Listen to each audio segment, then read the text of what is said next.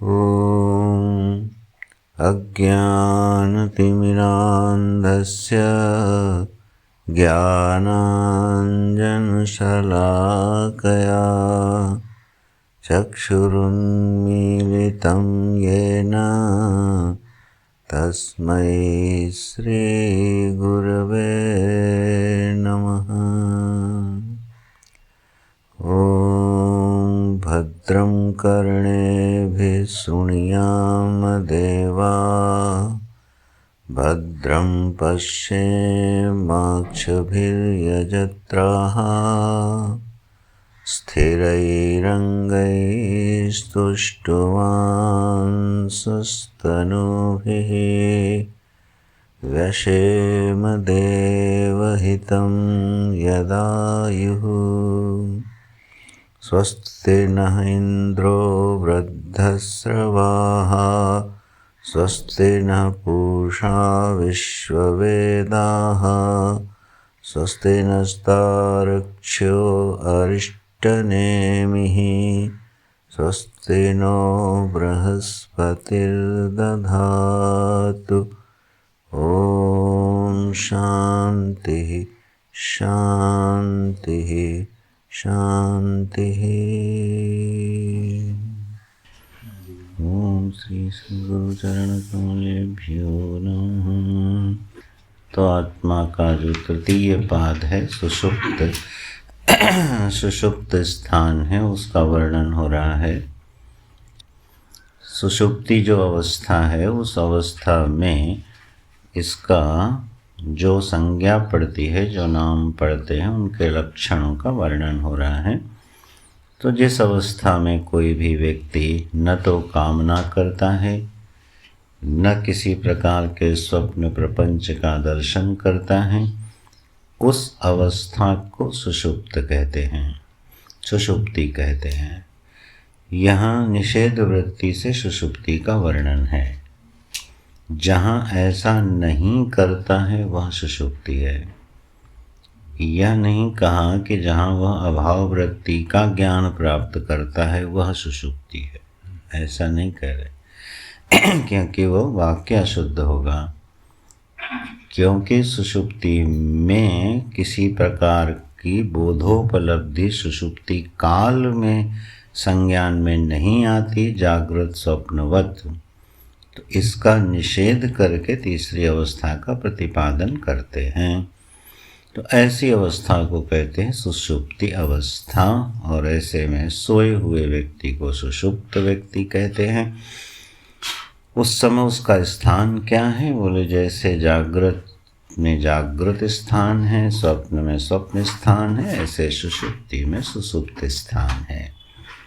उसकी प्रज्ञा जो है वो एकीभूत हो जाती है, तो इसलिए उसका नाम है एकीभूतः।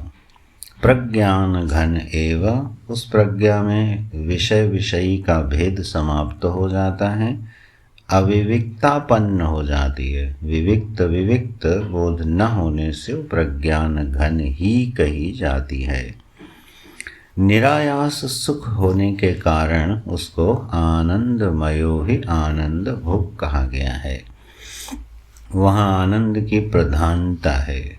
जागृत और स्वप्न में सुख और दुख दोनों की उपलब्धि होती है, और सुषुप्ति में दुखोपलब्धि नहीं है, इसलिए उस अवस्था का नाम दे दिया गया आनंदमय। मयत माने आनंद की प्रचुरता है, वहाँ प्रधानता है। क्योंकि आनंद की प्रधानता है और उसका भोक्ता भी उपलब्ध है, इसलिए सुषुप्ति के आनंद को भोगने वाले का नाम पड़ गया आनंद भुक। स्वप्न के भोगों को भोगने वाले का नाम पड़ा था प्रविविक्त भुक, और विश्व के जागृत के भोगों को भोगने वाले का नाम पड़ा था स्थूल भुक। ध्यान देने वाली बात यह है कि भोक्ता तीन नहीं है, भोग्य विषय के प्रकार तीन हैं। भोक्ता तीन नहीं हो गए हैं, भिन्न भिन्न प्रकार के भोग्य विषयों में भोग्य विषयों की उपलब्धि हुई है, इसलिए उस भोक्ता के ही तीन संज्ञाएं पड़ गई हैं। तीन भोक्ता नहीं हैं। तो ये हुआ आनंद भुग। और फिर एक शब्द है श्रुति का चेतो मुखः, वह चेतो मुखः है। हम लोग कल यहाँ तक देखे थे, आनंद भुग तक है ना। एषो अस्य परमानंदः इति श्रुतेः, श्रुति प्रमाण दे दिया। अब आते हैं चेतो मुखः क्यों कहा गया। तो स्वप्नादि प्रतिबोधम चेतः प्रति द्वारीभूतत्वात् चेतो मुखः, यह अर्थ कर रहे हैं भाष्यकार। स्वप्न आदि, आदि माने जागृत को मिला के, जो स्वप्न और जागृत हैं, प्रतिबोधम चेतः प्रति, स्वप्न और जागृत का जो ज्ञान है, उस ज्ञान में जो चेतनता है, उस चेतनता के प्रति जो द्वार के सदृश है, जिसके मुख से स्वप्न और जागृत अवस्थाएं मानो बाहर निकल आती हैं और उस अवस्था के प्रति व्यक्ति चेतनवान हो जाता है, तो उस चेतना के प्रति द्वारीभूत जो है उसका नाम दिया चेतो मुखः। माने जो जागृत अवस्था है, इस पूरी जागृत अवस्था का एक बोधयिता भी है, इसको वो जानता भी है। इसी तरह स्वप्न अवस्था है, इस पूरी स्वप्न अवस्था का एक चेतः है, चेतनवान है, जो इसको जानता है। तो ये जो जानने वाली चेतना है, इसका आगमन कहाँ से हुआ। बोले ये सुषुप्ति से बाहर निकली। सुषुप्ति में जो कारण प्रपंच को जान करके उसका अभिमानी हुआ था, कारणभूता सुषुप्ति से कार्य रूपा स्वप्न और फिर जागृत, मानो जैसे कोई द्वार से बाहर निकला हो। यहाँ द्वार इव द्वार है, एक रूपक है समझाने के लिए कि सुषुप्ति कारण रूप है और कारण से ही कार्य की उपलब्धि होती है। तो कारण से कार्य प्रकट हो रहा है, तो कार्य के प्रति कारण मानो द्वार है, कारण के रास्ते से, द्वार से, तो वो मुखद द्वार है, उससे स्वप्न और जागृत का आविर्भाव होता है। तो किसके प्रति, यहाँ जो शब्द है उस पर ध्यान देना है। दो अर्थ किए हैं, पहला आगे भी करेंगे। पहला अर्थ कर रहे हैं स्वप्नादि प्रतिबोधम चेतः प्रतिद्वारीभूतत्वात्, जो स्वप्नादि का प्रतिबोध है, उस प्रतिबोध का जो अभिमानी चैतन्य है, उसका आगमन कहाँ से हुआ। बोले कारण रूपा सुषुप्ति से। बोले वहाँ नहीं था क्या। बोले वहाँ लय था ना, विश्व के अभिमानी का भी लय था और तेजस का भी वहाँ पर लय था। माने वैश्वानर का भी लय था, तेजस का भी वहाँ लय था, और उसमें से वो फिर प्रकट होके बाहर आते हैं और इन दोनों अवस्थाओं का बोध प्राप्त करने लगते हैं। तो ऐसा जहाँ से होता है उस अवस्था की एक संज्ञा है चेतो मुखः।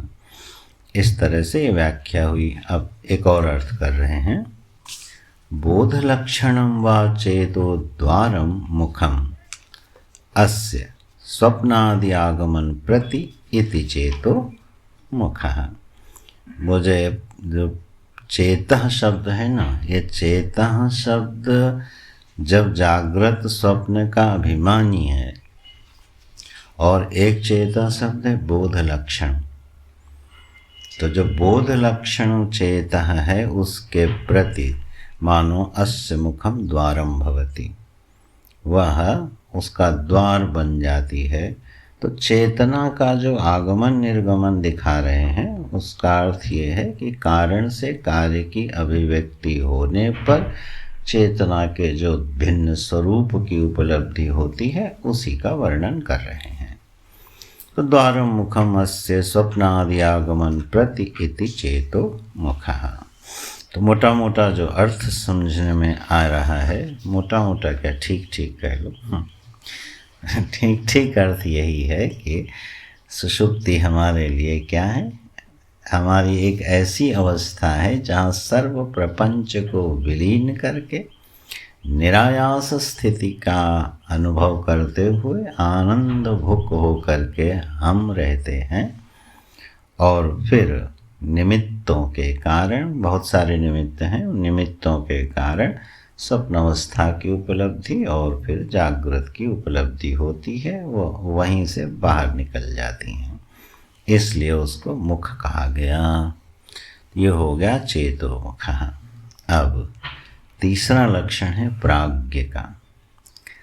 तो प्राज्ञ का लक्षण कर रहे हैं, भूत भविष्यत ज्ञातृत्वम सर्व विषय ज्ञातृत्वम अस्य एव इति प्राज्ञ। बस यही कुछ शब्द ऐसे हैं, प्राज्ञ है और सर्वज्ञ है, ये हमेशा जो है स्पष्ट प्रमाण न देते हुए खिटर पिटर करवाते रहते हैं, जब तक कि बिल्कुल प्रामाणिक स्वस्थ चिंतन करके किसी प्रमा का सांदर्भिक अवस्थाओं के साथ निरूपण न कर लिया जाए, क्योंकि शब्द वही है, संदर्भ से उसका अर्थ भिन्न हो जाता है। तो जब सारे संदर्भों के संदर्भ में अर्थ नहीं समझा जाएगा तो एक अर्थ दूसरे अर्थ के साथ मिल के खिचड़ी बनाता रहेगा, है ना। जैसे आत्मा शब्द है, अंतःकरण शब्द है, यह उपाधि शब्द है, ये सारे शब्द जो हैं सांदर्भिक होते हैं। कहीं आत्मा को देह बोला जाता है, कहीं मन, कहीं अंतःकरण, कहीं चेतना, कहीं ब्रह्म। तो किस संदर्भ में उसका अर्थ क्या है और उसका वास्तविक अर्थ क्या है, यह जब क्रमशः निश्चित किया जाता है चिंतन से, तब अर्थ बिल्कुल स्पष्ट होता है।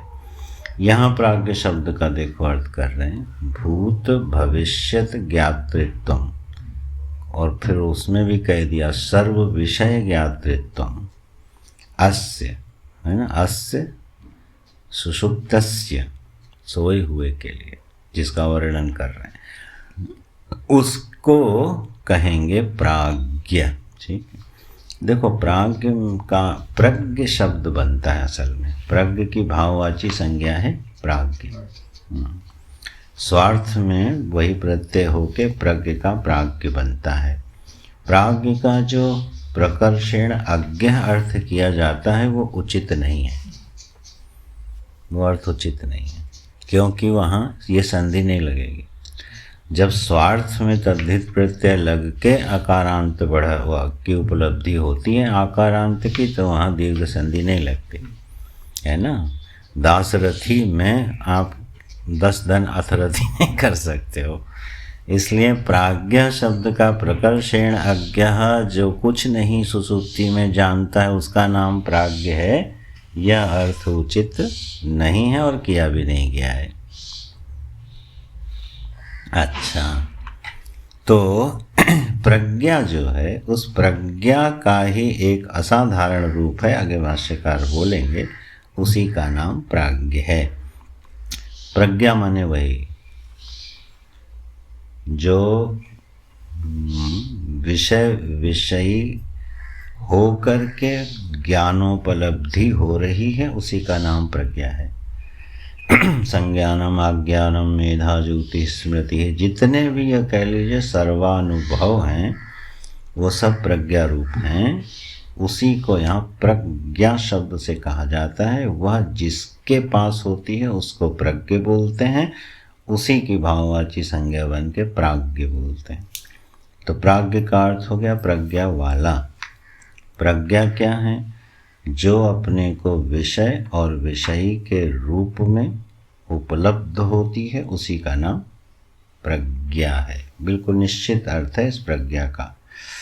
तो ये कैसी प्रज्ञा है? बोले भूत भविष्यत ज्ञातृत्व, सर्व विषय ज्ञातृत्व। जिसको भूत का, भविष्य का और सारे विषयों का ज्ञातृत्व है, जानता है, उसको बोलेंगे क्या? प्राज्ञ बोलेंगे। अब ये प्राज्ञ को क्या कह रहे हैं, और वो भी प्राज्ञ कौन? सुषुप्ति अवस्था वाला, और जिसका अनुभव ये है कि वो कुछ नहीं जानता, उसके लिए क्या कह रहे हैं कि वो सर्व को जानता है। क्या गजब है मामला! बिल्कुल अनुभव के विरुद्ध वाक्य है ये। सुषुप्ति का अनुभव यही है कि सुषुप्ति दशा में गया हुआ व्यक्ति कुछ भी जानता नहीं है सुषुप्ति काल में। भाष्यकार कह रहे हैं वह प्राज्ञ सुषुप्ति की तो छोड़ो, सबको जानता है। वहाँ ऐसे समझना चाहिए कि बुद्धि की जो वृत्ति है, उस बुद्धि की वृत्ति के लय को भी, ठीक, और उस बुद्धि की वृत्ति के उत्थान को भी जानता है। अपने अज्ञान को, अपने अभाव को, बुद्धि के अभाव का अवभाषक है कि नहीं प्राज्ञ? तभी तो स्मृति होती है। तो बुद्धि की वृत्ति जो है वो लय हुई है, तो उसकी लयात्मक अवस्था का भी जिसको ज्ञान है, और बोले क्योंकि वह चेतोमुखा है, कारण रूपा है, उसी से उपलब्ध होने वाली है स्वप्न और जागृत, इसलिए वो सर्व विषय ज्ञातृत्व हो गया। न केवल अव्यक्त प्रपंच का बल्कि व्यक्त प्रपंच का भी अवभाषक हो गया। इस व्युत्पत्ति से अर्थ कर रहे हैं, प्राज्ञ का पहला अर्थ किया, ठीक। तो पहला प्राज्ञ शब्द का अर्थ जो है यह किया, तभी उसमें यह ज्ञातृत्व घटता है। अच्छा, दूसरा अर्थ कर रहे हैं, सुषुप्तोपि ही भूतपूर्व गत्या प्राज्ञ उच्यते। बोले जो सोया हुआ व्यक्ति है ना, अपनी भूतपूर्व गति से प्राज्ञ कहा जाता है। भूतपूर्व गति क्या है? भूतपूर्व गति का अर्थ होता है जैसे कोई राजाधिराज हो और उसके बाद क्या हो गया, राजा नहीं रहा, और फिर जब किसी के यहाँ आया तब भी बोलते हैं ये राजा साहब आ रहे हैं। जैसे मंत्री साहब है तो उनके लिए बोल ही देते हैं भूतपूर्व मंत्री आ रहे हैं। तो मंत्री नहीं रहा, राजा तो राजा नहीं रहा, लेकिन इसकी भूतपूर्व में गति क्या थी, क्यों राजा था। तो ये इसको बोलते हैं भूतपूर्व गति, जब उस पहले के कार्यकलाप से उसको वर्तमान में पहचाना जाए, ठीक है। तो क्योंकि यह जागृत अवस्था को जानने वाला था, स्वप्नावस्था को जानने वाला था, इसलिए यह सुषुप्ति को भी जानने वाला है और तीनों को जानने वाला वही है। इस गति से उसको क्या बोल दिया, प्राज्ञ। माने प्राज्ञ वही है जो तेजस था, तेजस वही है जो विश्व था। तीन संज्ञाएं हैं, संगी एक है, संगी एक, संज्ञा वाला नहीं बदला है, उसकी संज्ञाएं बदली हैं। इसी में लगे हाथ हम एक वाक्य दोहरा देते हैं, महत्वपूर्ण है। संज्ञाएं मिथ्या होती हैं, संगी मिथ्या नहीं होता है। ऐसे जब भी मिथ्या का प्रतिपादन किया जाता है तो जो भी संगी होता है वो आत्मा ही सिद्ध होता है। तो संज्ञाएं मिथ्या होती हैं और संज्ञाएं बदलती रहती हैं। तो संज्ञा बन गई जागृत, संज्ञा बन गई स्वप्न अवस्था के अभिमान से, फिर विश्व तेजस संज्ञा बन गई और उसी को कहा प्राज्ञ। ये हुआ भूतपूर्व गति से, इसको क्या कह रहे हैं, प्राज्ञ कह रहे हैं। इस अर्थ को महाराज जी ने बड़े क्रोधपूर्वक हटाया है। और बोले भाष्यकार अपने ही किए हुए अर्थ से उनको अरुचि हो गई, इसलिए अगला अर्थ कर देते हैं। ये वाक्य लिखा है उसमें, तो वो तो महापुरुष हैं, तो भाष्यकार के मानो हृदय को छू रहे होंगे। अर्थ करते समय उनको खुद ही अरुचि हो गई इस अर्थ से, दूसरे वाले से। बोले क्यों अरुचि हो गई? बोले एक सीधा सा नियम है, जो बात अविधा वृत्ति से कह दी जाए उसमें लक्षणा लगाने की ज़रूरत क्या है? ये तो मूर्खों का काम है। जैसे अग्नि उष्ण है, अब ये तो सीधा सीधा ज्ञान है, उसमें लक्षणा क्या लगानी?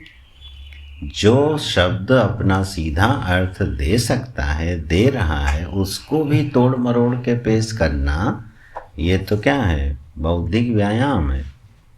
वो शास्त्र में प्रशंसनीय भी नहीं है। जहाँ सीधा अर्थ निकलता हो वहाँ पर अनावश्यक तर्क कुतर्क करके उस अर्थ को बदलना नहीं चाहिए। ये शास्त्र की शैली है।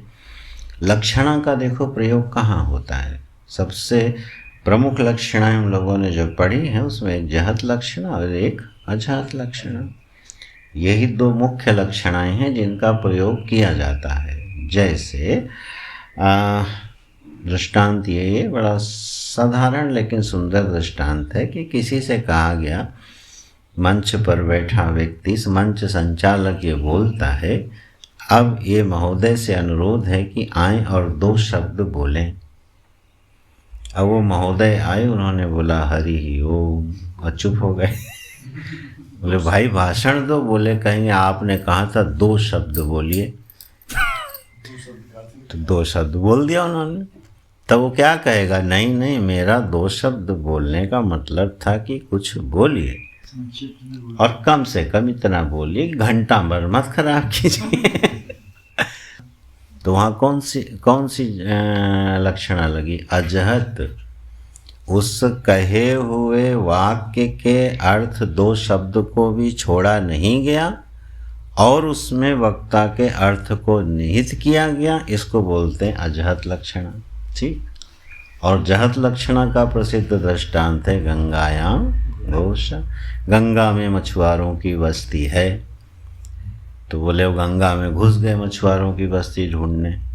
नहीं, बोले उसका अर्थ ये था कि गंगा के तट पर मछुआरों की बस्ती है। बोले ये शब्द तो आपने अपने वाक्य में प्रयोग ही नहीं किया। ठीक है ना? तो वहाँ क्या लगी? जहत लक्षणा। कहे हुए वाक्य को पूरा त्याग दिया और भिन्न अर्थ को ग्रहण कर लिया, इसको बोलते हैं जहत लक्षणा। तो तत्त्वमसि महावाक्य में इसका प्रयोग होता है ना।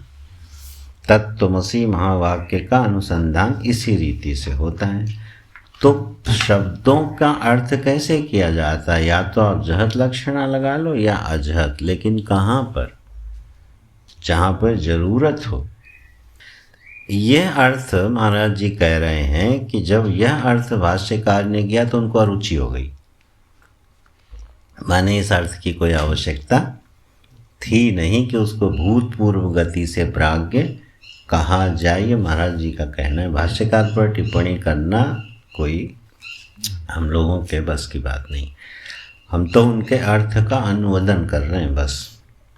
तो फिर बोले जब अरुचि हुई तो क्या किए? बोले अब अर्थ करते हैं, अथवा प्रज्ञप्ति मात्रम अस्य एव असाधारणम रूपम इति प्राज्ञ। अब सबसे सुंदर समीचीन अर्थ आ गया और उत्तर अर्थ ही प्रमाण होता है। आखिरी वाक्य ही प्रमाण होता है, उत्तर वाक्य कोई प्रमाण माना जाता है ना। जैसे बताया था पहले, फिर बता देता हूँ। कहा गया कि जो है पानी ले आओ, और फिर कहा गया अच्छा पानी रहने दो, मत लाओ। अब वो वाक्य जिसने सुना वो क्या कहेगा? नहीं मैं तो आपको पानी पिलाऊंगा। बोले हमने मना तो किया नहीं, आपने कहा था पानी ले आओ। तो इस 2 वाक्यों में प्रमाण वाक्य कौन बनेगा? उत्तर वाक्य प्रमाण बनेगा, जो बाद में बोला गया कि पानी नहीं लाना है। तो सुनने वाले ने 2 में से किस वाक्य को प्रमाण माना? उत्तर वाक्य। इसलिए शास्त्र में उत्तर वाक्य जो आता है वह प्रमाण माना जाता है। तो इसीलिए उत्तर अर्थ को ही प्रमाण अर्थ मानना चाहिए। इस न्याय से ये अर्थ कर रहे हैं, अथवा प्रज्ञप्ति मात्रम, यह जो प्रज्ञा का स्वरूप है ना, इसमें अस्य एव असाधारणम रूपम, इस प्रज्ञा का एक असाधारण रूप है। बोले असाधारण रूप इसमें क्या है? अरे बोले भाई जब जागृत अवस्था में जो प्रज्ञा है उसका एक असाधारण रूप है, स्वप्न अवस्था में एक प्रज्ञा है, उसका असाधारण रूप है। उसी तरह सुषुप्ति में एक प्रज्ञा है जिसका असाधारण रूप है। बिल्कुल सीधा अर्थ है। असाधारण अर्थ क्या है जागृत में? बोले जागृत में जो प्रज्ञा बनती है वह इंद्रिय विषय सन्निकर्ष के साथ बनती है। ये उसकी असाधारणता है। किसकी? प्रज्ञा की। ये ना स्वप्न में है और ना सुषुप्ति में है। तो थोड़ा ध्यान दीजिएगा, प्रज्ञा का विवेचन हो रहा है। प्रज्ञा माने जागृत अवस्था में जिस रीति से हमको ज्ञान होता है, बिल्कुल उसी रीति से ज्ञान सुषुप्ति में नहीं होता, और बिल्कुल फिर उसी रीति से ज्ञान सुषुप्ति में भी नहीं, स्वप्न में भी। तो तीनों की प्रज्ञाएं क्या हैं? असाधारण। असाधारण का मतलब एक्स्ट्राऑर्डिनरी नहीं। असाधारण का अर्थ है लक्षण भेद। एक का दूसरे से लक्षण भेद है। तो जागृत में जो प्रज्ञा बनी उसका एक रूप है, वहाँ इंद्रिय सन्निकर्ष चाहिए, तब जाके जो प्रज्ञा बनती है वो जागृत की प्रज्ञा कहलाती है। उसका नाम पड़ा बहिष्प्रज्ञा। स्वप्न की जो प्रज्ञा बनती है वो वासना रूप होती है, स्वयं के प्रकाश से प्रकाशित होती है, इसलिए उसका नाम पड़ा अंतः प्रज्ञा, और वहाँ प्रज्ञा का एक रूप है। इसी तरह से सुषुप्ति में एक प्रज्ञा बनती है जहाँ पर इन दोनों का लय हो जाता है, विषय का और विषयी का, विषय विषयी भाव का लय हो जाता है, विषय विषयी भाव को प्रकट करने वाली बुद्धि का लय हो जाता है। उस लय को जो जानने वाली प्रज्ञा है, उससे जो युक्त है, उसको बोलेंगे प्राज्ञ। अभी बिल्कुल अभिधावृत्ति से सीधा अर्थ हो गया कि नहीं? तो उन दोनों अर्थों का यहाँ पर क्या संज्ञान न लेते हुए ऐसा कह लो, यह प्रज्ञा का स्वरूप बना सुषुप्ति में। हम फिर से दोहरा देते हैं, क्या ध्यान हमारा कहाँ होना चाहिए? ध्यान हमारा होना है इसमें प्रज्ञा पर। यह है कि अद्वैत का ताला खोलने की जो चाबी है वो कहाँ से मिलेगी? इसी प्रज्ञा के स्वरूप का विवेचन करने से। क्योंकि प्रज्ञा के ही स्वरूप का विवेचन करते हुए ही ये सारी अवस्थाएं, सारे पाद, और फिर तुरीय, फिर ईश्वर, फिर सर्वज्ञता, फिर अल्पज्ञता, ये सारा का सारा विचार किसको केंद्र में लेके हो रहा है? प्रज्ञा को। तो प्रज्ञा के भिन्न भिन्न स्वरूपों का मानो की वर्णन हो रहा है। तो हम जब प्रज्ञा के विषय को समझते हैं तो वह विषय स्पष्ट हो जाता है कि अच्छा, इस संबंध में ये हमारी प्रज्ञा है। यह जो विषयाकार परिणाम है और फिर विषयी भाव है ज्ञान वस्तु का, ये उसी का चर्चा हो रही है। तो हमारा एक अनुभव था, उसकी श्रुति ने व्याख्या करी जागृत, एक अनुभव था उसकी व्याख्या करी स्वप्न, और तीसरा अनुभव आया उसकी व्याख्या करी सुषुप्ति के रूप में। उन तीनों में हमारी प्रज्ञा का जो स्वरूप है वो असाधारण है। एक दूसरे से भिन्न होने से तीन अवस्थाएं भिन्न हो गई। और अगर कहीं ये सिद्ध हो जाए कि तीनों अवस्थाओं में बनने वाली प्रज्ञा के स्वरूप में कोई भेद नहीं है, तो तीनों अवस्थाएं एक। और अगर कहीं ये सिद्ध हो जाए कि प्रज्ञा विवर्त है, तो जगत विवर्त सिद्ध हो जाएगा। इसीलिए ये अद्वैत के बोध की कुंजी है। पहले तो ये समझा जाए कि सारा जगत अव्यक्त, व्यक्त और अव्यक्त प्रपंच प्रज्ञा रूप है, वस्तु रूप नहीं है। तीनों पादों को समझाने का मुख्य प्रयोजन ही यही है कि तीनों अवस्थाएं अथवा तीनों ये प्रपंच की दोनों व्यक्त और अव्यक्त प्रपंच ये वस्तु रूप नहीं। एक बड़ा बोध है, एक बड़ा सत्य है जीवन का कि अगर वस्तु सत्य ना लगे, व्यक्ति सत्य ना लगे, प्रपंच जो है प्रज्ञा देश से व्यतिरिक्त उसकी उपलब्धि को स्वीकार ना किया जाए, ये एक बड़ा चिंतन का परिणाम है। इस पर पुनः पुनः मीमांसा करनी चाहिए कि यह प्रक्रिया सही है कि नहीं है, ये कल्पना है कि भावना है कि यही प्रक्रिया है, ये क्या है। जब हम व्यक्ति या वस्तु का निषेध कर रहे हैं और प्रज्ञा रूप उसको मान रहे हैं तो फिर कुछ बचेगा नहीं, न कोई शरीर, न कोई उसके संबंधी, न जगत, न कोई अवस्था, हाँ ये सब फिर कुछ बचने वाला नहीं है।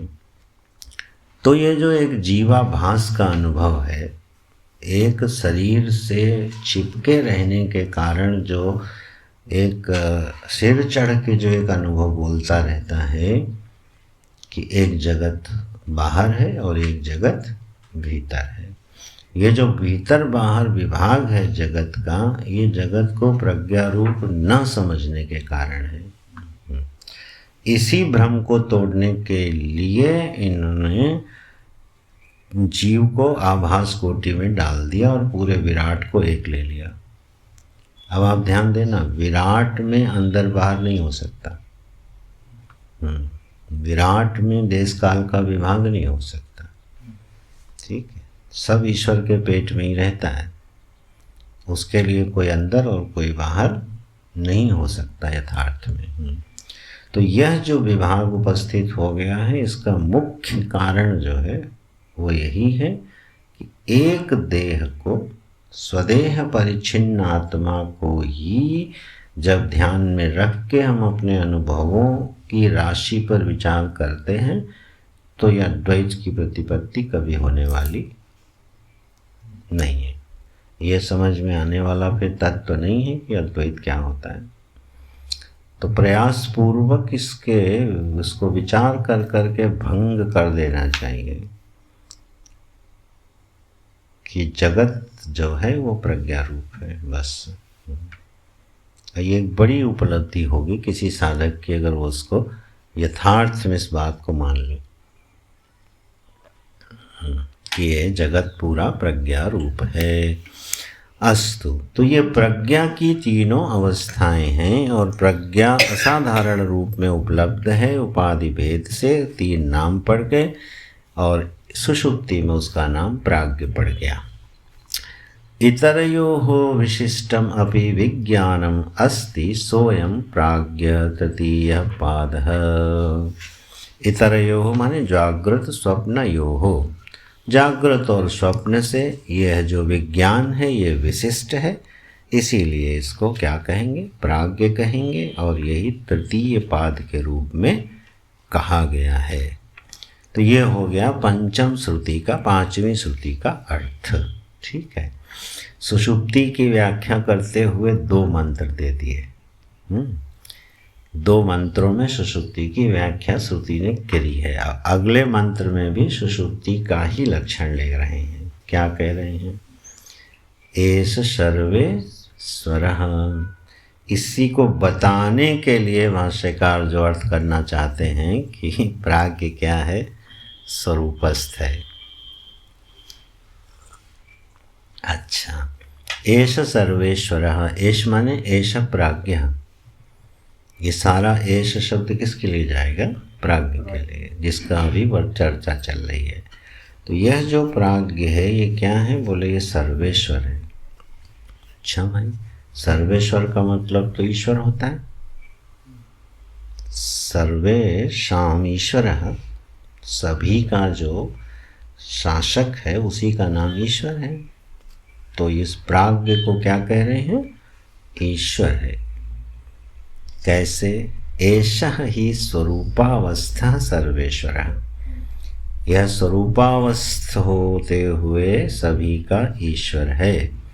स्वरूपावस्थ का अर्थ है स्वरूपावस्थत्वात् अवस्थत्वम उपाधि प्राधान्यम अवधूय चैतन्य प्राधान्यम। ये टीकाकार ने अर्थ किया और बड़ा खूबसूरत अर्थ किया। स्वरूपावस्थत्वम का मतलब है उपाधि की प्रधानता को अवधूय माने फेंक करके, जला करके, चैतन्य की प्रधानता को स्वीकार करते हुए इस प्राज्ञ को क्या कहा जाएगा? ईश्वर कहा जाएगा, सर्वेश्वर कहा जाएगा। यह जो प्राज्ञ है यह चेतन की दृष्टि से, चित धातु की दृष्टि से क्या हो गया? सबका ईश्वर कहा जाता है। जो ईश्वरत्व है, ईशित्व है, शासन है, बहुत बार आप लोग सुन ही चुके होंगे, संक्षेपतः बोल दो। जो ईश्वर है ये औपाधिक स्वरूप है चेतन का, ठीक है, निरुपाधिक स्वरूप नहीं है। यह औपाधिक स्वरूप है चेतन का, जिसमें उसकी संज्ञा पड़ती है सर्वेश्वर।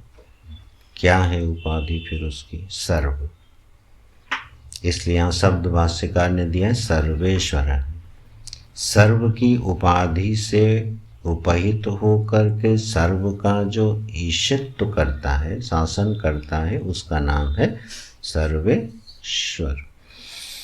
थोड़ा स्थूल अर्थों की तरफ चलें तो यह जो सृष्टि है, यह सृष्टि में क्या दिखाई देता है? एक ईशन दिखाई देता है, एक शासन दिखाई देता है।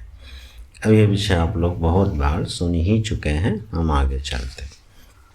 सारी सृष्टि का एक मालिक है जिसको बोलते हैं, उसका नाम है सर्वेश्वर, तो वो है प्राज्ञ। चेतन की दृष्टि से सर्व का अर्थ कर रहे हैं साधिदैविकस्य भेदजातस्य सर्वस्य ईशिता। जो अधिदैव के सहित, अधिदैव के साथ फिर जुड़ जाएगा अधिभूत और अध्यात्म। अधिभूत, अध्यात्म और अधिदैव के भेद के सहित जो सर्व प्रपंच है। तो देखिए सर्व की जो व्याख्या है वो क्या, किन तीन एंगल से कही जा रही है। एक है व्यक्त और अव्यक्त प्रपंच सर्व का अर्थ, ठीक है। एक है भूत भवत भविष्यति, त्रिकाल में होने वाला प्रपंच।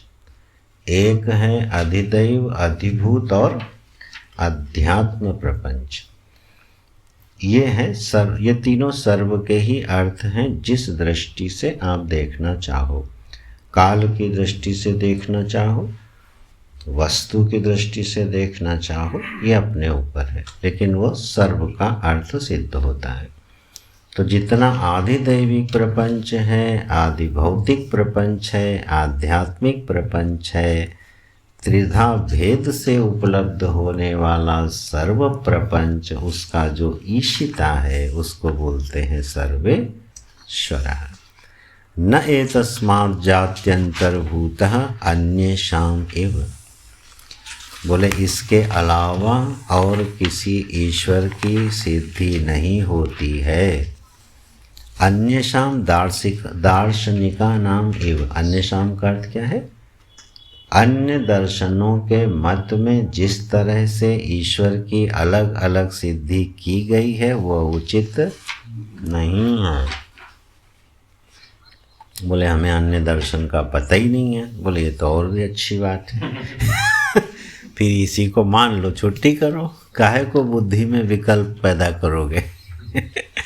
लेकिन आपको बताऊं, आप दर्शन पढ़ो चाहे न पढ़ो, जीवन किसी न किसी दर्शन का आश्रय लेके ही व्यवहार करता है। कभी हम सांख्य वाले होकर व्यवहार करते हैं, कभी न्याय वाले, कभी योग वाले, भले हम उसको जाने या न जाने।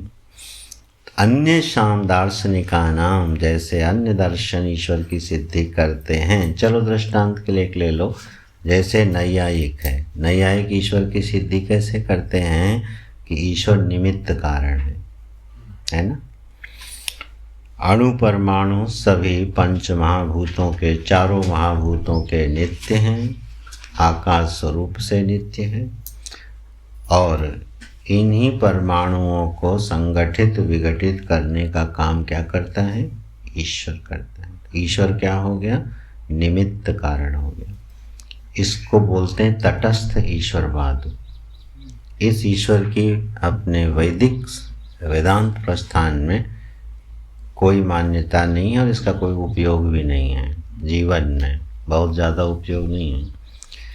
मान लीजिए हमने एक ऐसे ईश्वर को माना है, वो क्या करता है? वो कर्मानुसार जोड़ता घटाता रहता है, मैनेजरी कर रहा है बैठ के।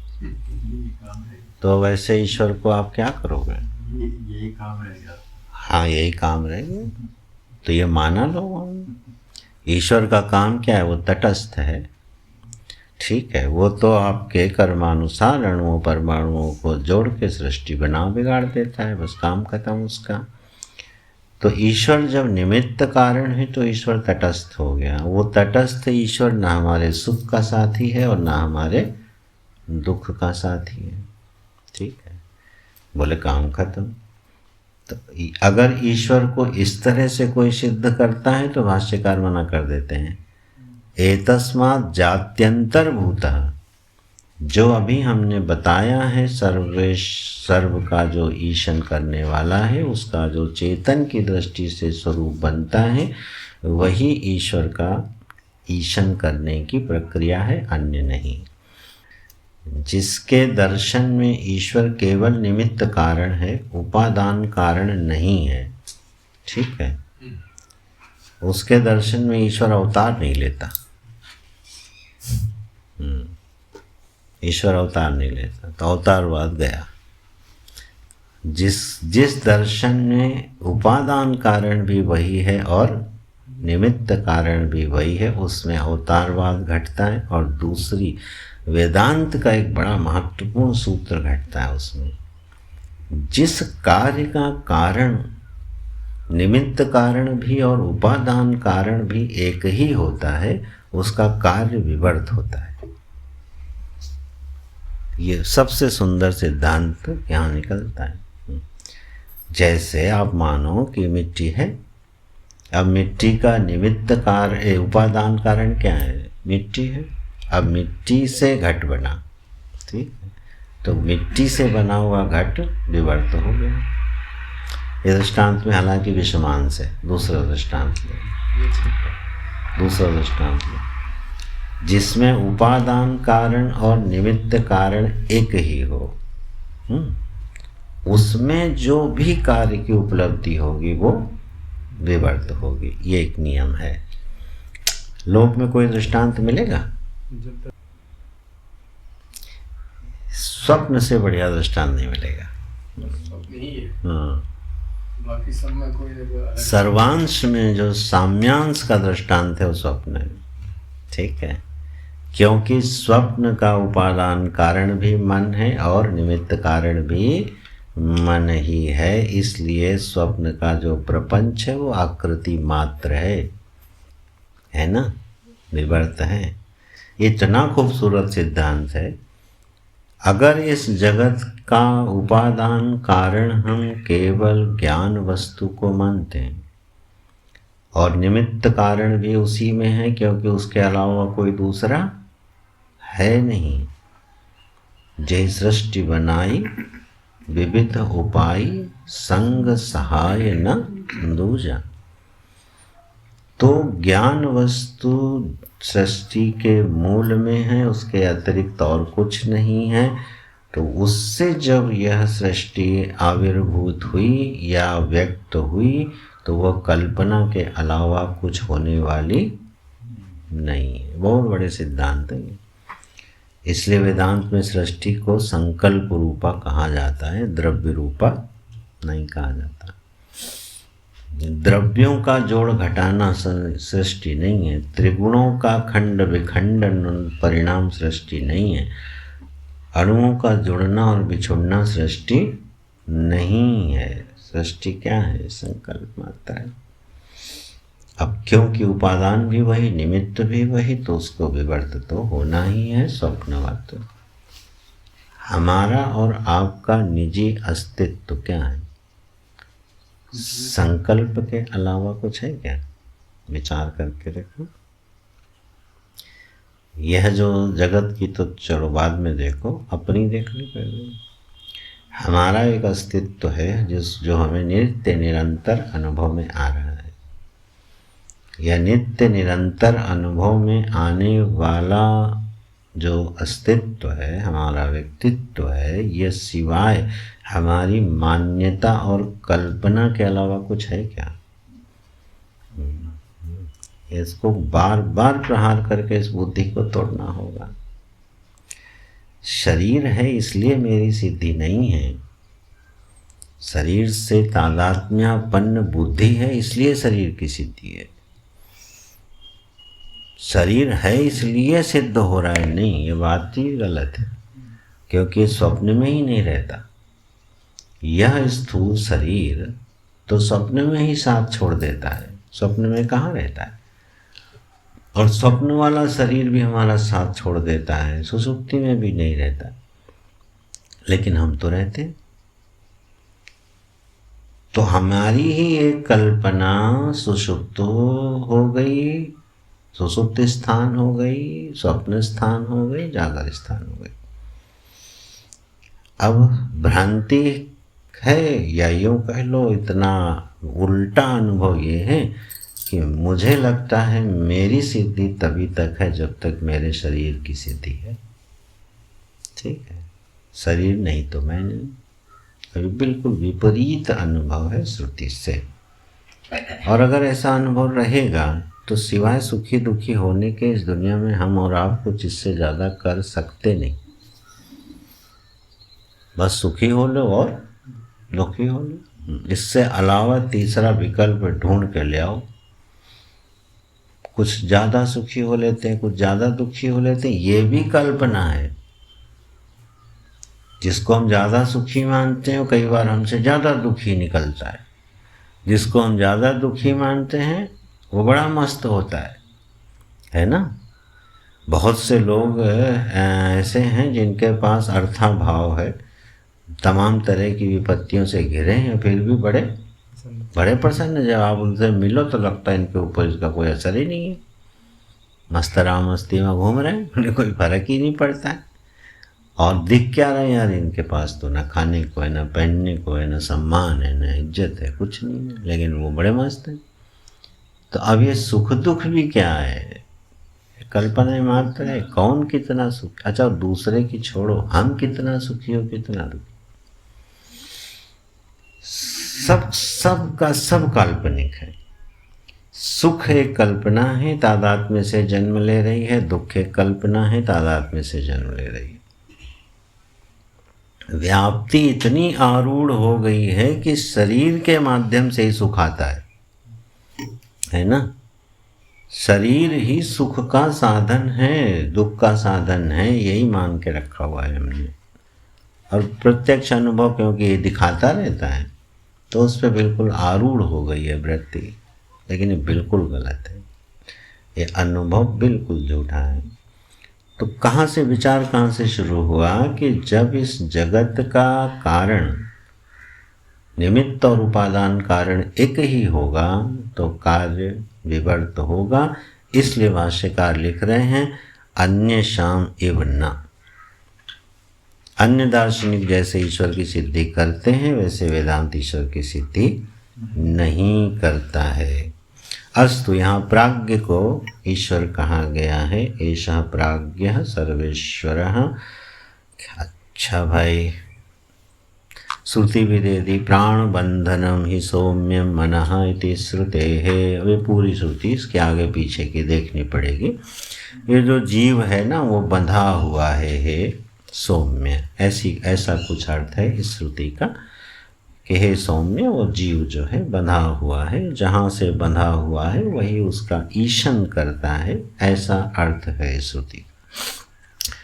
अयम एव ही सर्वस्य, ठीक है, सर्वभेदावस्थो ज्ञाता इति एष सर्वज्ञः। अब फिर एक शब्द आ गया, क्या? सर्वज्ञ। ये भी बड़ा टिपिकल है अच्छा, सर्वज्ञ शब्द के भी अर्थ को बहुत सावधानी से सजा लेना चाहिए। सर्वज्ञ शब्द का हम लोगों की कल्पना में प्रायः जो अर्थ रहता है, और वो किसी अंश में सत्य भी है व्यवहारिक दृष्टया। क्या सर्वज्ञ का अर्थ है कि जो सब जानता हो, हम उसको क्या बोलते हैं? सर्वज्ञ। बहुज्ञ को हम लोग सर्वज्ञ बोल देते हैं। जो आदमी बहुत जानता है उसी को हम बोल देते हैं सब जानता है। लेकिन ये बात सही नहीं है। सब जानने का मतलब जानते हैं, सर्व शब्द का श्रुति में क्या अर्थ किया गया है? व्यक्ता व्यक्त प्रपंच। तो व्यक्ता व्यक्त प्रपंच को जो क्रम से नहीं युगपत जानता है उसका नाम सर्वज्ञ होगा। ठीक है ना? तो हम लोग जब किसी को सर्वज्ञ मानते हैं तो ये तो मान लेते हैं भाई बहुत जानता है। इससे ज़्यादा ऊपर उठते हैं तब हम योगियों को सामने ले आते हैं कि वशिष्ठ जी को, वाल्मीकि जी को कैसा विश्व दिखता है? हाँ, तुम त्रिकालदर्शी मुनिनाथा विश्व बदर जी में तुम्हारे हाथा। बोले ये भी एक सर्वज्ञता का स्वरूप है कि उनको तीनों कालों का ज्ञान है। गुरुजी ने यहाँ पर एक दृष्टांत की मीमांसा करी, थोड़ा ध्यान से सुनिएगा। शिव जी का जब सती जी परीक्षा लेने गईं, उससे पहले वो शिव जी को बोल चुकी हैं आप तो सर्वज्ञ हैं, सब जानते हैं। परीक्षा लेने गईं और उसके बाद उन्होंने झूठ बोल दिया। कछु न परीक्षा लिए न गोसाई, किए न प्रणाम तुम्हारी नाई। मैंने कोई परीक्षा नहीं ली है। उस समय वहाँ गोस्वामी जी वर्णन करते हैं कि शिव जी ने ध्यान धरा और फिर उन्होंने जाना कि इन्होंने झूठ बोला है। तो अब वो कैसी सर्वज्ञता थी जिसमें ध्यान धरना पड़ गया? युगपत तो नहीं रही ना। युगपत कहाँ रही? पर्यायण हो गई, क्रम ही हो गई। तो भैया ज्ञान का एक ही स्वरूप हम लोग जानते हैं, क्या? इंद्रिय, मन, ठीक है, और चैतन्य, इनके संयोग से ज्ञान होता है। अंतःकरण की अपेक्षा से ही ज्ञान होता है। इस व्याप्ति को कैसे तोड़ोगे?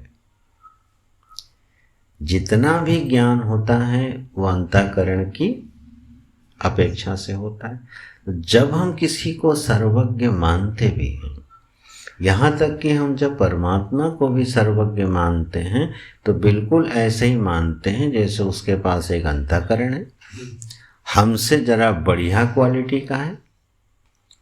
हमको जितना मालूम है उसकी अपेक्षा उसको बस एक शब्द लगा देंगे, अलौकिक रूप से जानता है, उससे व्याख्या नहीं होती। ईश्वर अंतःकरणवान होकर अगर जानेगा तो युगपत कभी भी जान नहीं सकता। लेकिन अपने युगपत ज्ञान की घोषणा जो है वो गीता में भी करी है भगवान ने, श्रुतियों में भी आती। तो इसका मतलब ऐसा कौन है जो अपनी सृष्टि को युगपत जानता है? जो युगपत जानता है उसी का नाम सर्वज्ञ है। यहीं पर गुरु जी ने ही एक भक्त की भी मीमांसा करी। वो ये करी कि भक्तों का ये अनुभव है और लोक व्यवहार में लोगों का भी ये अनुभव है कि ज्ञान कई बार उतर आता है। किसी शब्द का अर्थ या किसी विषय का जो अर्थ प्रकाश है वो हम बुद्धि से प्रयत्न तो कर रहे हैं, लेकिन जब उसका ज्ञान हुआ तो प्रायः लोग ये बोल जाते हैं कि ये मुझे नहीं पता कि इसका ज्ञान हमको कहाँ से हो गया। और इस बात को सारे भक्तों ने माना है, शास्त्रों ने भी माना है। ज्ञान का एक स्रोत है महत्तत्व, जो सारी विद्याओं और कलाओं का स्रोत है। जितना भी ज्ञान हमारी बुद्धि में आता है वो प्रमाण के बल से आता है, ये तो बहुत गौणी निमित्त है। असल में वो आता है महत्तत्व से। तो जो सारे ज्ञानों का स्रोत बना हुआ बैठा है उसको क्या बोलेंगे? सर्वज्ञ बोलेंगे। एक ही अर्थ है। सांदर्भिक अर्थ हैं अपनी अपनी अधिकार के अनुसार इसको समझ के इसका उपयोग करना चाहिए। ठीक है। तो भक्त की दृष्टि में उसका भगवान सर्वज्ञ होता है।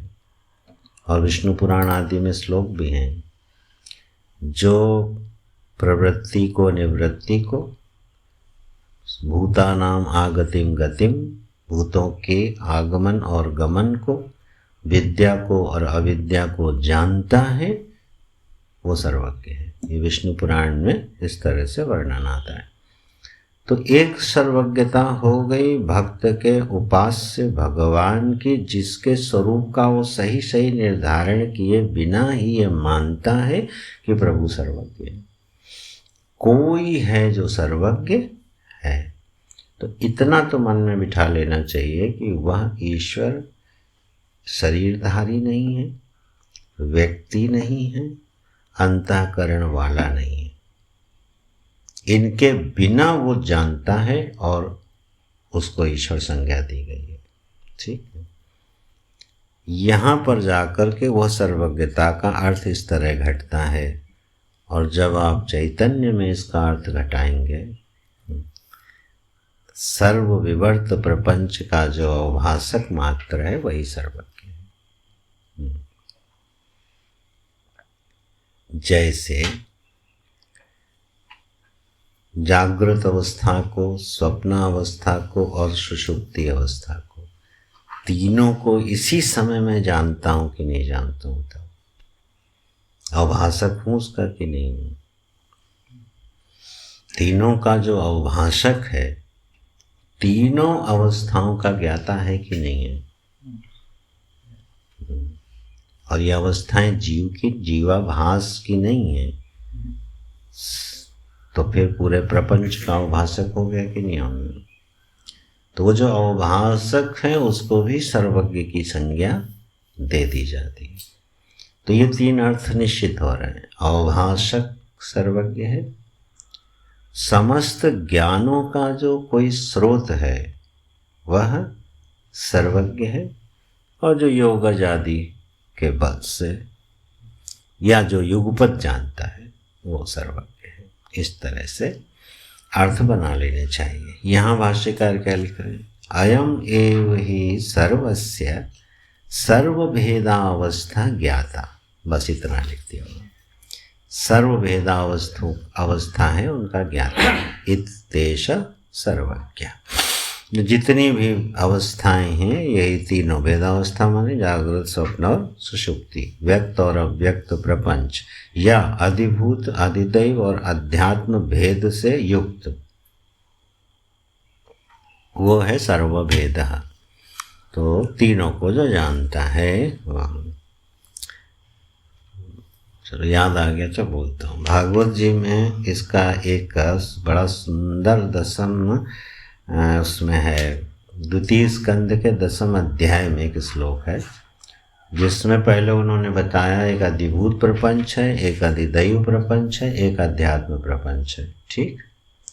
फिर ये बताया इन तीनों में से एक का भी अभाव हो जाने पर तीनों का अभाव हो जाता है, क्योंकि तीनों परस्पर अन्योन्याश्रित रहते हैं।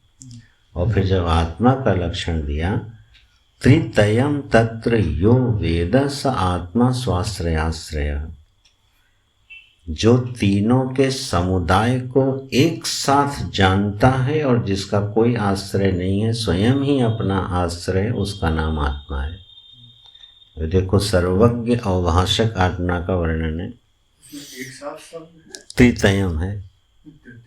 तो त्रितयम जब तय, जैसे त्रि के साथ तयम शब्द बनेगा ना तो समूहवाचक होता है। त्रितयम जब बनेगा ना समूहवाचक होगा, पर्यायण नहीं होता। वो पर्यायण होगा तो त्रीणी बनेगा, 1 2 3 को जानता है। लेकिन जैसे ही त्रितय शब्द बन गया वो पूरे समुदाय का बोध कराता है। तो वहाँ है त्रितयम तत्र यो वेद स आत्मा स्वाश्रयाश्रय। जो सबको जानता है और उसका आश्रय कोई नहीं है, तो वो हो गया सर्वज्ञ। अब कौन सा अर्थ हमारी बुद्धि हमको दे पाती है, पचा पाते हैं, ऐसा कह लो। भक्त वाला तो बड़ी आसानी से पचता है, ठीक। हमारा परमात्मा सर्वज्ञ है, चाहे वो विष्णु लोक में बैठा हो, चाहे कैलाश में बैठा हो, सर्वज्ञ है। चाहे एक देश में बैठा हो, एक शरीर वाला हो, लेकिन है सर्वज्ञ। कोई मीमांसा करने की ज़रूरत वहाँ नहीं है। हमारा प्रभु है एक, वो सर्वज्ञ है, और उसका जो भी फल बनता निश्चित बनता है। तो अभी वहाँ तो हम लोगों का विषय नहीं है। दूसरा ये मानते, थोड़ा विचार किया, बोले प्रभु ऐसे हैं, हम लोग क्रम से जानते हैं और प्रभु को क्रमक ज्ञान की ज़रूरत नहीं है, वो युगपत जान लेते हैं। पूरा प्रपंच उनके सामने क्या है, सद्य उपलब्ध है। हमारे सामने क्रम क्या है, भूत भवत भविष्यत का, ठीक। तो पर्यायण हो जाता है, क्रमिक ज्ञान होता है। हमें कभी युगपत ज्ञान अंतःकरण का वही नहीं है, लक्षण ही नहीं, वो क्रमक ज्ञान ही हो सकता है। तो हमें क्रमक ज्ञान होता है, ईश्वर को क्या होता है, युगपत। इसीलिए तो हम लोग बोलते हैं सभी के मनों को परमात्मा जानता है। तो एक साथ जानता है कि बारी बारी से जानने जाता है? सारे अंतःकरणों के मनोवृत्तियों और भावों को एक साथ जानता है प्रभु, ये तो मानते हैं। तो युगपत ज्ञान हो गया कि नहीं? देश परिच्छिन्नता कहाँ रही, काल परिच्छिन्नता भी नहीं रही। अच्छा भाई, ये हुआ।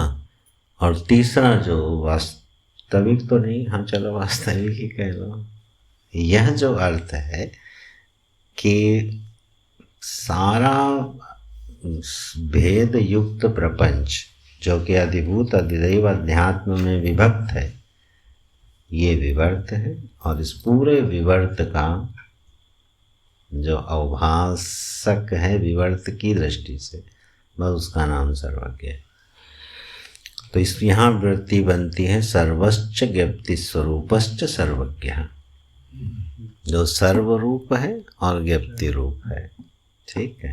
ऐसे जैसे इसी प्रतिज्ञा से मुंडक में जो प्रतिज्ञा की गई ना, कस्मिन्नु भगवो विज्ञाते इदम सर्वम विज्ञातम, किस एक के ज्ञान से सब कुछ जाना हुआ हो जाता है।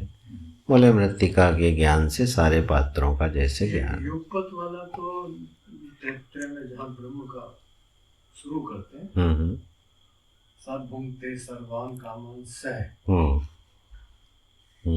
वहाँ युगपत है।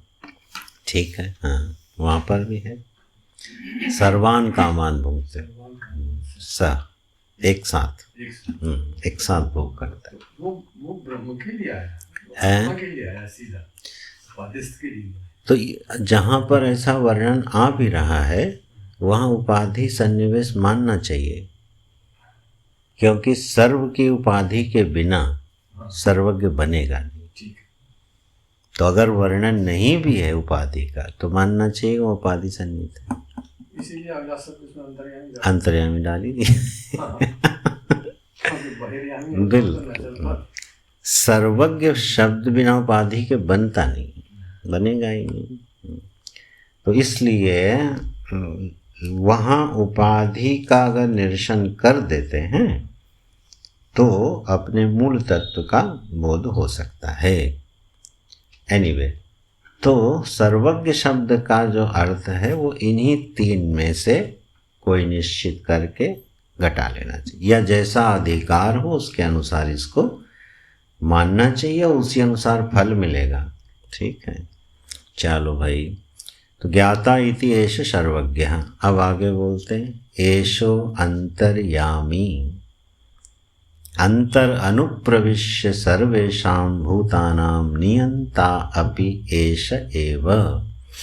बोले ये अंतर्यामी हैं। बोले कैसे अंतर्यामी? बोले अनुप्रविश्य सर्वेषां भूतानां, सारे प्राणियों में प्रविष्ट हैं। ठीक है, प्रविष्ट हो करके नियमन करते हैं, इसलिए अंतर्यामी हैं। देखो, सर्व का शासन करने के संदर्भ में वो ईश्वर है, सर्व के ज्ञान के संदर्भ में वो सर्वज्ञ है, और सर्व के अंतःकरणों को नियमन करने के संबंध में अंतर्यामी है। इसलिए आगे शब्द लिखा एष एव प्राज्ञ एव, यही प्राज्ञ अलग अलग संदर्भों में नाम प्राप्त कर रहा है। तो ये जो अंतर्यामी है इसकी बड़ी महिमा है और ये सर्वविदित अनुभव है। क्या कि हमारी बुद्धि के पीछे एक शासक बैठा हुआ है जो कि बुद्धि नहीं है, इस पर ध्यान देना। प्राज्ञ अंतर्यामी है, बुद्धि नहीं है वो। बुद्धि से बुद्धि का नियमन नहीं होता, बुद्धि से मन का नियमन होता है। ठीक है, बुद्धि का नियमन किससे है? अगर हमको लगे हम बुद्धि को ही बुद्धि से नियमित कर रहे हैं, बात गलत है, क्योंकि एक अंतर्यामी बैठा है जो बुद्धि की हर वृत्ति को क्या या तो समर्थन देता है और या टोक देता है। आप ध्यान देना। इसको उल्टा कहूं, हाँ, उनके नियमन में ही बुद्धि में वृत्ति आती है। अच्छा, ठीक है।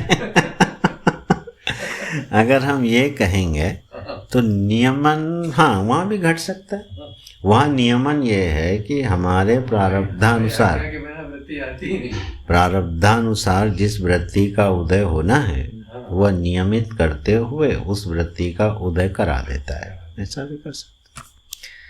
और इधर से देखें तो ऐसी कोई भी बुद्धि की वृत्ति नहीं है जिसको समर्थन या विरोध ना होता हो। देखिएगा, अंतर्यामी तटस्थ नहीं होता, नहीं तो अंतर्यामी नहीं होगा वो। अंतर्यामी कभी तटस्थ नहीं होता। ठीक है, ये हम बिल्कुल बलपूर्वक क्यों कह रहे हैं? इसलिए कि जब तक बुद्धि को समर्थन नहीं मिलता क्रिया नहीं होती है। जब तक अंतर्यामी उसको समर्थित नहीं करेगा बुद्धि प्रवृत्त नहीं होगी, निवृत्त नहीं होगी। जब मना करेगा तो निवृत्त हो जाएगी, समर्थन दे देगा तो प्रवृत्त हो जाएंगे। ये बिल्कुल पक्का नियम है। वो जो कंफ्यूज हो जाएगा तब निवृत्त हो जाएगा। हाँ, कंफ्यूज हो जाएगा तो विक्षिप्त बना रहेगा। व्यक्ति को की बुद्धि विश्राम को, तात्कालिक विश्राम उसको तभी मिलता है जब या तो वो संकल्प के अनुसार प्रवृत्त हो जाए या संकल्प से निवृत्त हो जाए। बीच में रहेगी तो बुद्धि कभी विश्राम को नहीं रहेगी। जैसे कुछ लोग ऑल टाइम कंफ्यूज रहते हैं, ठीक है ना, जैसे ही कुछ करने चलेंगे, करें कि ना करें, हर काम के पीछे कंफ्यूज रहते हैं। ठीक है ना, तो वो कोई बड़ी अच्छी दशा बुद्धि की। चलो लगे हाथों व्यवहारिक बात भी कह देते हैं। किसी कार्य को जब हम करने जाएं तो कई विकल्पों पर चिंतन करना तो उचित है, लेकिन सर्वदा नहीं। माने हर काम के लिए अब 4 विकल्प खड़े कर लो तो हमेशा बुद्धि को अनावश्यक श्रम करवाओगे। मान लो जिसे बाजार जाना है, यार स्कूटी से जाएं, कार ले लें, छोटी वाली ले लें कि बड़ी वाली ले लें, आज भीड़ होगी कि नहीं होगी, कि साइकिल से चले जाएं। जो तात्कालिक आवश्यक विकल्प हैं उनको देखो, निर्णय लो। लेकिन जैसे ही आप विकल्पों में उलझोगे आपको बुद्धि उलझाती चली जाएगी, उलझाती चली जाएगी, अंत में थका के काम बिगाड़ देगी। पक्का है आप सही निर्णय नहीं ले पाओगे। तो हर काम में 75 विकल्प खड़े नहीं करने चाहिए। कुछ काम है जहाँ विकल्प खड़े करके निर्णय लिया जाता है, लेकिन हर व्यवहारिक काम में, और अगर बुद्धि के स्वभाव बन जाएगा तो हमेशा विक्षिप्त रहोगे, दिन भर कंफ्यूज रहोगे। अरे लोग खाने में कंफ्यूज रहते हैं, क्या खाना है, अच्छा दलिया बना लो। दलिया बनाने चले ही 4 दिन से तो दलिया खा ही रहे हैं, आज पराठा बना लो। अब वो कंफ्यूजन है। अंत में क्या बोला जाता है, यार देखो जो मर्जी हो बना के दे दो, पूछो नहीं हमसे। ठीक है, झुंझला के आदमी ही बोलता है। इसका मतलब आप निर्णय नहीं ले पा रहे हो क्योंकि 75 विकल्प आपने खड़े किए हुए हैं। अच्छा, तो चलो विषयांतर सा हो रहा है। अंतर्यामी अनुप्रविश्य, जो प्रविष्ट होकर के सर्वेषां भूतानां नियंता अपि एष एव, यही प्राज्ञ ही वो अंतर्यामी है। अतएव इसलिए यथोक्तम सभेदम जगत प्रसूयते इति इत्येषः योनिः, इति एषः योनिः, एषः प्राज्ञः योनिः सर्वस्य। इसलिए बात बिल्कुल सिद्ध होती है कि जो सभेदम, सभेदम माने अध्यात्म, अधिदेव और अधिभूत के भेद से भरा हुआ ये जो जगत है, ये यहीं से प्रसूत होता है। यही सर्व का कारण है। क्योंकि ये सर्व का कारण है इसलिए ये प्रभव का भी है और अव्यय का भी है। क्योंकि ये उपादान कारण है इसलिए जहाँ से प्रभव होगा वहीं पर अव्यय, अव्यय माने विलीन होगा। तो यथा एवं इस प्रकार से प्रभवाप्ययश्च प्रभवाप्ययौ हि भूतानां एष एव, सारे प्राणियों की उत्पत्ति का और प्रलय का स्थान कौन है? बोले एषः प्राज्ञः। अब ये मैं से अभिन्नार्थ होके घटता है क्योंकि जीवाभास है नहीं, जीव नहीं है ना, शुरू से नहीं है, तो प्रत्येक मैं से ही अभिन्न होकर ये अर्थ घटते हैं। ठीक है, तो ये प्रभावाप्यय भूतानां। गीता जी में भगवान ने जहाँ अपने भजन का साधन बताया है वहाँ ये बात कही है, अहम प्रभवः सर्वस्य। अच्छा बैठ। अहम प्रभवः सर्वस्य मत्तः सर्वं प्रवर्तते इति मत्वा भजन्ते मां बुधाः भाव समन्वित। बोले तो मेरा भजन करो, लेकिन मुझे क्या मान के भजन करोगे? शासक मान के भजन करोगे? करुणावान मान के भजन करोगे? दीनानाथ मान के भजन करोगे? बोले ना। ये बिल्कुल मांडूक्य का अर्थ है गीता में। वहाँ पे क्या मान के आप ईश्वर का भजन करते हो? देखो, संसार के कष्टों से, दुखों से पीड़ित हो गए तो आप उसको दयावान, करुणावान मान के बुलाओगे। ठीक है। कामना युक्त हो गए तो सर्व कर्म फलदाता और सर्वदाता को मान के भजन करोगे। विक्षिप्त चित्त को समाहित करना होगा तो समाधिशील शिव का भजन करोगे। आप किस ईश्वर का भजन करोगे? अपनी मांग के अनुसार। ठीक है ना? जैसी जिसकी मांग होती है उसी के अनुसार वो अपने ईश्वर में गुणों का आरोप करता है और फिर उसकी उपासना करता है। उस वहाँ पर बिल्कुल सत्य है। यहाँ जीवाभास है, वहाँ गुणाभास है, और दोनों आभास कोटि में जा कर के एक दूसरे के लिए साधन साध्य संबंध बन जाते हैं और सभी के काम हो जाते हैं। लेकिन भजन करने का स्वरूप क्या है? बोले नहीं, मैं ही सारी सृष्टि का प्रभव और प्रलय स्थान, ऐसा मान करके तुम मेरा भजन करो। तो यही तो यहाँ पे कह रहे हैं, जो परिचय दे रहे हैं ईश्वर का। लेकिन यहाँ बताऊँ, यहाँ भजन की बात ही नहीं है। ये भजनी ईश्वर नहीं है, ये प्रत्येक अभिन्न चैतन्य अहम है। यहाँ भजन नहीं करना बैठ के, क्योंकि जैसे ही आपने उसमें परोक्षता डाली, एक ईश्वर जो इस सृष्टि के प्रभाव और प्रलय का कारण है, आपने परोक्ष बना दिया भजन करने में।